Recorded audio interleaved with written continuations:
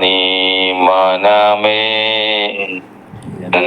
പരനെ വാഴ്ത്തുക നീ മനമേ, വാഴ്ത്തുക തൻ ശുദ്ധ നാമത്തെ പേർത്തും, വാഴ്ത്തുക തൻ ശുദ്ധ നാമത്തെ പേർത്തും, പാർത്ഥിവൻ തൻ ഉപകാരത്തെ ഓർത്തും, പാർത്ഥിവൻ തൻ ഉപകാരത്തെ ഓർത്തും, വാഴ്ത്തുക നീ മനമേ,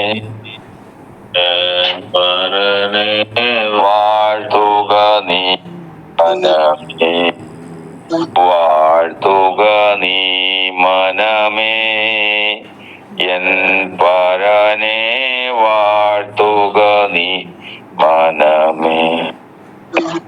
ദൈവനാമത്തിന് മഹത്വം ഉണ്ടാകുമാറാകട്ടെ. ക്രിസ്തുയേശുവിന്റെ ധന്യമായ നാമത്തിൽ നമുക്ക് എഴുന്നേൽക്കാനും കർത്താവിന്റെ തിരുമുഖത്തേക്ക് നോക്കുവാനും ഈ ദിവസത്തിന്റെ ആരംഭം കർത്താവിനാൽ ആയിരിക്കാൻ, കർത്താവിൽ ശരണപ്പെടുവാനും കർത്താവ് നമുക്ക് കൃപ തന്നിരിക്കുന്നുവല്ലോ. അപ്രകാരം തന്നെ കർത്താവിനാൽ അനുഗ്രഹിക്കപ്പെട്ട ഒരു ദിവസമാക്കി ഇന്നത്തെ ദിവസത്തെയും ഇനിയുള്ള സമയങ്ങളിൽ തീർക്കുവാൻ കർത്താവ് പ്രസാദിക്കുമാറാകട്ടെ. രാവിലെ തോറും പുതിയതായിരിക്കുന്ന കർത്താവിന്റെ ദയ ഇതാ നമ്മുടെ ജീവിതത്തിൽ ആരംഭിക്കട്ടെ.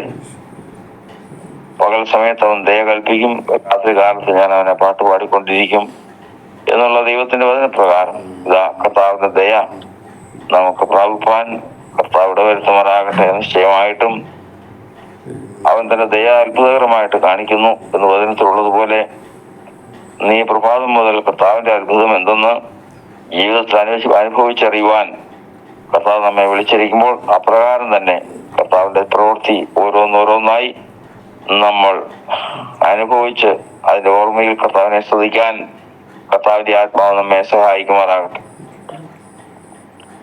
ഇന്ന് ഈ ദിവസത്തെ ചിന്തയ്ക്ക് ഒരു വചനഭാഗം നമുക്ക് വായിക്കാം. 42-ാം സങ്കീർത്തനത്തിന്റെ 1-ാം വാക്യം. മാൻ നേർത്തോടുകളിലേക്ക് ചെല്ലുവാൻ കാക്ഷിക്കുന്നത് പോലെ ദൈവമേ, എന്റെ ആത്മാവ് നിന്നോട് ചേരുവാൻ കാക്ഷിക്കുന്നു.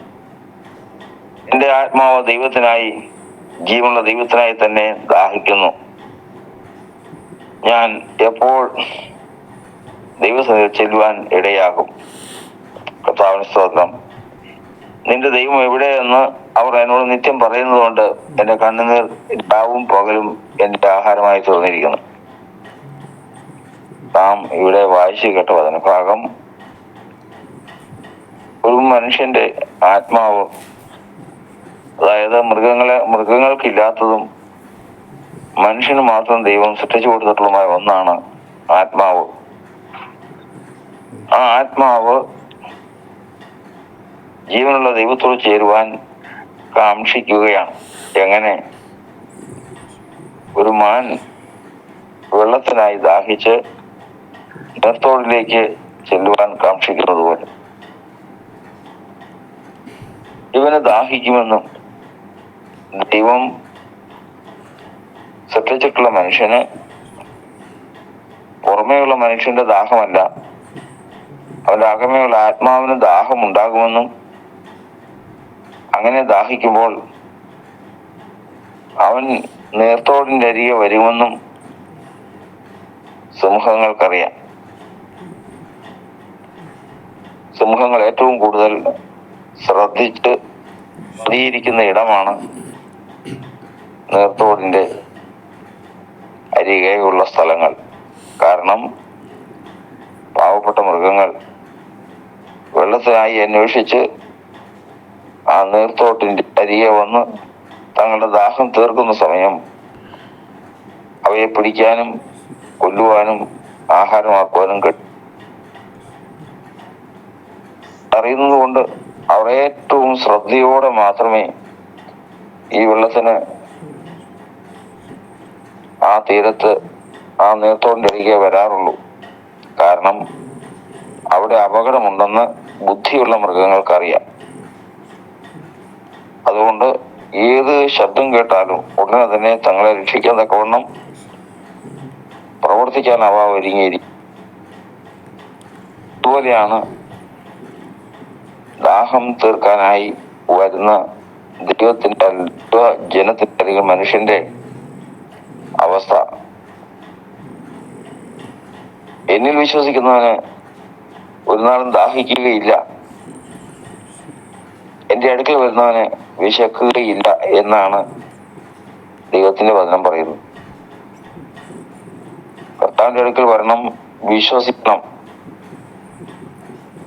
വിശ്വസിക്കുന്നു എന്നുള്ളതിന്റെ അടയാളം പ്രവർത്തിക്കണം. അങ്ങനെ വിശ്വാസത്തിന്റെ പ്രവർത്തിക്കണം. അതാണ് യാഗം. അപ്പോൾ ദൈവത്തിൽ വിശ്വസിക്കണം, ദൈവത്തിന്റെ അടുക്കൽ വരണം, യാഗം കഴിച്ച് ദൈവത്തോട് നിയമം ചെയ്യണം. ഇതാണ് ഒരു മനുഷ്യനെ സംബന്ധിച്ചിടത്തോളം ദൈവം ഉദ്ദേശിക്കുന്നത്. ഈ സമയത്ത് ഏത് വിധേനയും അവനെ പിടിക്കാൻ ശത്രു ഒരുങ്ങി. ാണ് കായീൻ അകപ്പെട്ടു പോയത്. ദൈവത്തെ പ്രസാദിപ്പിക്കണം, ദൈവത്തെ പ്രാപിക്കണം.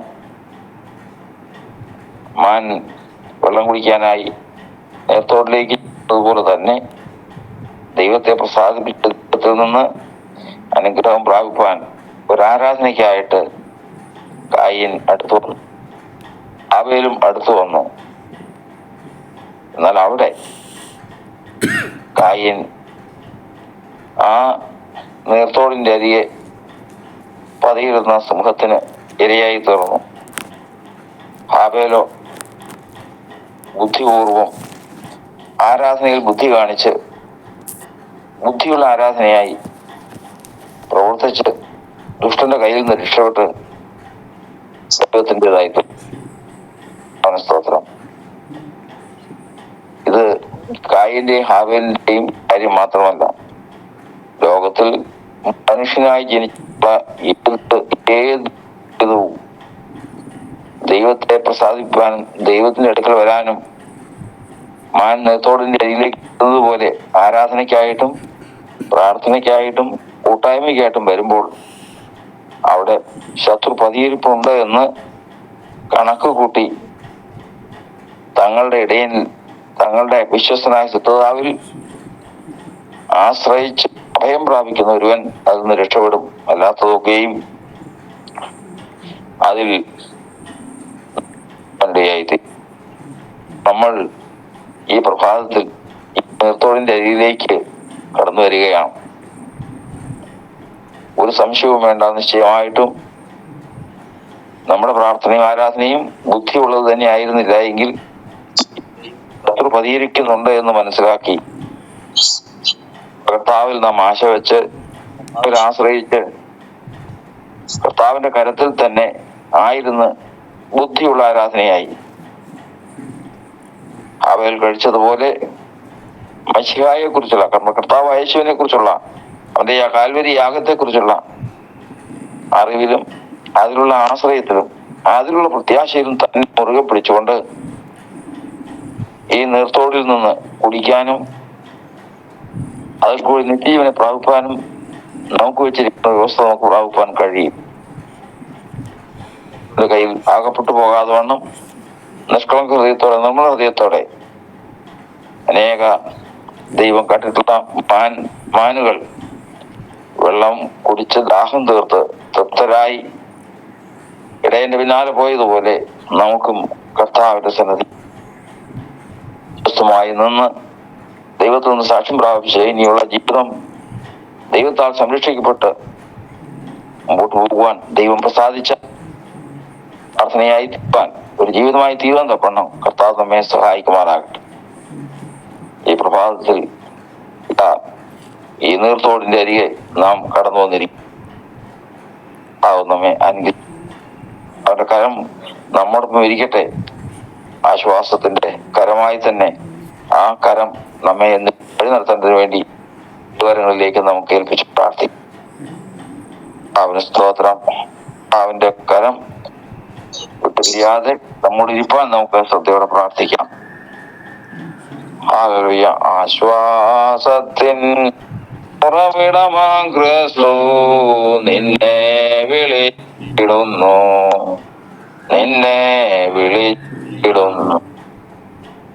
ശ്വാസത്തിൻ ഉറവിടമാം ക്രിസ്തു നിന്നെ വിളിച്ചിടുന്നു, നിന്നെ അധ്വാനഭാരത്താൽ വലയുന്നോരേ, ആശ്വാസമില്ലാതലയുന്നോരേ, അധ്വാനഭാരത്താൽ വലയുന്നോരേ, ആശ്വാസമില്ലാതലയുന്നോരേ, ആണിപ്പാടുള്ളവൻ കരങ്ങൾ നീ വിളിച്ചിടുന്നു, ആണിപ്പാടുള്ളവൻ കരങ്ങൾ നിന്നെ വിളിച്ചിടുന്നു. ശ്വാസത്തിൻ ഉറവിടമാം ക്രിസ്തു നിന്നെ വിളിച്ചിടുന്നു, നിന്നെ വിളിച്ചിടുന്നു. ആശ്വാസത്തിൻ ഉറവിടമാം ക്രിസ്തു നിന്നെ വിളിച്ചിടുന്നു, നിന്നെ വിളിച്ചിടുന്നു. Hallelujah, hallelujah, hallelujah, hallelujah. സ്തോത്രം, സ്തോത്രം, സ്തോത്രം, സ്തോത്രം. കർത്താവേ, പ്രഭാതകാലത്തിനായി കർത്താവിനെ സ്തുതിക്കുന്നു. എഴുന്നേറ്റ് കർത്താവിനെ സ്തുതിക്കാനും മഹത്വപ്പെടുത്തുവാനും ഒക്കെ കർത്താവ് അടിയങ്ങൾക്ക് മരണത്തോടുള്ളിലേക്ക് ചെല്ലുവാൻ കാക്ഷിക്കുന്നു, ചേരുവാൻ കാക്ഷിപ്പാൻ കർത്താവെ അടിയങ്ങൾ കർത്താവെ കൃപകൾക്ക് തെരുമാറണമെന്ന് പ്രാർത്ഥിക്കുന്നു.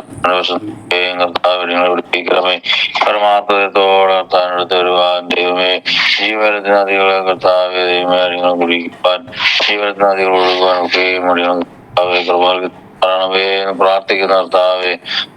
സ്തോത്രം, സ്തോത്രം, സ്തോത്രം. കർത്താവെ ആരാധനയിൽ അനുഗ്രഹിക്കണം. ഈ വചനം കർത്താവെ ദൈവമേ അനേകർക്ക് പ്രയോജനമായി തിരുവാന്ന് ഗുണം കർത്താവെ സ്വർഗത്തിൽ ദൈവം സഹായിച്ചോളണം, അനുഗ്രഹിച്ചു പ്രാർത്ഥിക്കുന്നു. കർത്താവെ ദൈവമേ, കർത്താവെ ദൈവമേ, ആ കർത്താവിനോട് അടുത്ത് വരുവാൻ, കർത്താവ് ചേർന്നിരുപ്പാൻ കർത്താവേ ദൈവമേ ആത്മാവ് ദൈവത്തോട് ചേർന്നിരിപ്പാൻ തക്കോണം കർത്താവ് കൃപ നൽകണമെന്ന് പ്രാർത്ഥിക്കുന്നു. സകല തീയമ്പുകൾ നടികളെ വിടുവിച്ചോളണം, അനുഗ്രഹിക്കപ്പെട്ട കാലമാക്കി പ്രാർത്ഥിക്കുന്നു. ദോഷവും സമാധാനത്തെയൊക്കെയും കർത്താവ് നൽകണമേ. കർത്താവിനോട് ചേർന്നിരിപ്പാൻ തക്കണം, കൃപ കർത്താവിനെ പ്രവർത്തിക്കുവാൻ തക്കണം ഞങ്ങളെ സഹായിക്കണമേ. ഞങ്ങൾ ചെറുതും വലുതുമായ ആവശ്യങ്ങളൊക്കെയും പ്രവർത്തിക്കണമേ എന്ന് പ്രാർത്ഥിക്കുന്നതാകെ തൃക്കരങ്ങളിലേക്ക് ഏൽപ്പിച്ചു പ്രാർത്ഥനയും യാതനകളൊക്കെയും കർത്താവ് കേട്ടതിനായി സ്തോത്രം. യേശുക്രിസ്തുവിന്റെ നാമത്തിൽ അപേക്ഷിക്കുന്നു. സ്തോത്രം.